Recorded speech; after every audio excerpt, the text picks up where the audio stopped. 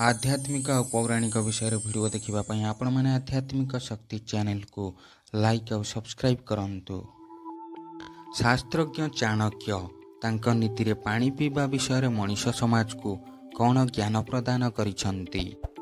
दर्शक बंधु, कौन आपण मैंने खाई सारिबा परे तुरंत पानी पिउछंती कि? जदि पिउछंती हाँ कमेंट करंतु, जदि न पिउछंती ताहले ना लेखि कमेंट करंतु। दर्शक बंधु, चाणक्य कहिछंती खाई सारिबार परे तुरंत पानी पीले यह शरीर पई विष रूपे कार्य करिथाए। खाइबार मझिरे ढोके ढोके पानी पीले ताहा शरीर पई औषध परि काम करिथाए।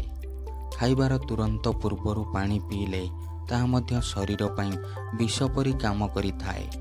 खाई सारिबार किछि समय पर अर्थात 45 मिनिट रु 1 घंटा भितरे पानी पीले ताहा शरीर पई अमृत भली काम करिथाए। एहा द्वारा पेटर समस्त रोगरु मुक्ति मिलिथाए।